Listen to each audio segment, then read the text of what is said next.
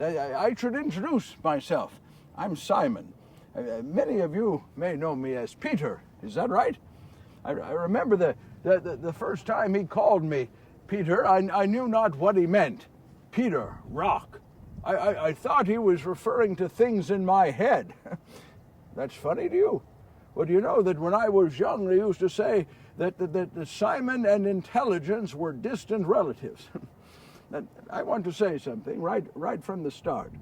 You have far too many churches named after me. Yes, you do. And far too many plazas and hospitals I am not deserving. And you'll discover that here this day. If you must name something after someone, may I suggest my brother, Andrew. Do you know Andrew? Yeah, name things after Andrew. Did you know that I may never have met Jesus if it were not for Andrew? Yes, we're both followers of a man named John. We used to call him the baptizer because he used to baptize people way over in the Jordan River. Do you know John?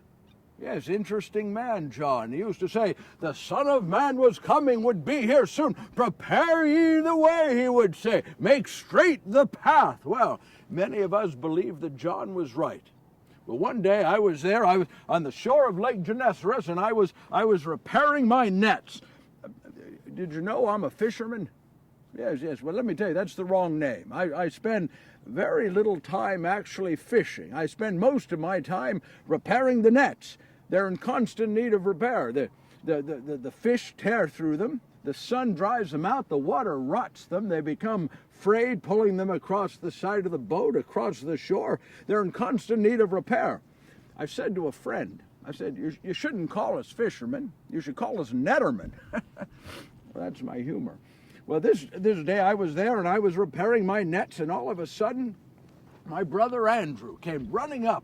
He was all excited about something, and he shouted, he's here, he's here. And I look around and I see no one, and I said, well, who's here, Andrew?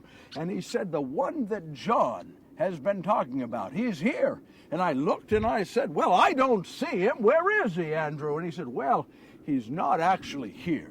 He said he is speaking this very day in Bethsaida. And he says, I think we should go and we should listen to him. And I said, yes. I said, help me gather my nets together and get them back up onto the boat. I remember this for one very important reason.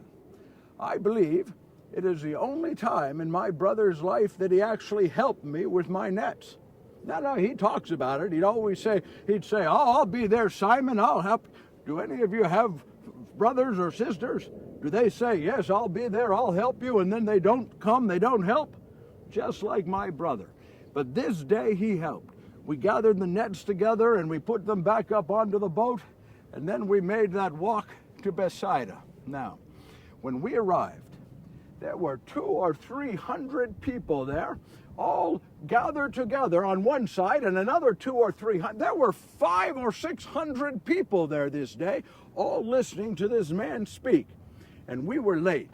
So Andrew said, come on, Simon, let's make our way to the back. And we made our way to the back, and we just stood there and we started to listen. And Andrew kept pointing. He said, Simon, that's him. The one speaking there, that's the one John's been telling us about. And I remember I strained my eyes to see. Did you know that I had poor eyesight? Yeah, I think it's all the years out on the lake and the glare of the sun but I'm straining my eyes. May I give you my first impression? I looked, I said, Andrew, that can't be him. No, he's too small. Andrew looked at me and he said, well, not everyone eats as much as you do, Simon. That's my brother's humor. Well, we stood there and we listened to Jesus as he spoke for 3.5 hours. Yeah. I would come to find with Jesus, he was oft times speaking for 3, 4, 5, 6 hours at a time with nary a break. Do your preachers preach that long? Just seems like it. Well, Jesus, he would preach that long. And once I was with him for forever, it seemed, and he just went on and on and on. But what he had to say changed the lives of so many people. Well, when he finished, Andrew said to me, he said, Simon, let's go and see if we could meet him. I said, yes. So we made our way through the crowd of people, and when we came to Jesus, there was a line. There was a group of other people just like us who wanted to meet him. So we got into line and we waited our turn. But I remember at one point I was facing this way to the side, and knowing me talking to someone, probably a stranger, and I'm just talking, and all of a sudden I turned. And there, for the first time in my life, was Jesus. I was face to face with Jesus. And when I looked into his eyes, there was no doubt in my mind as to who he was.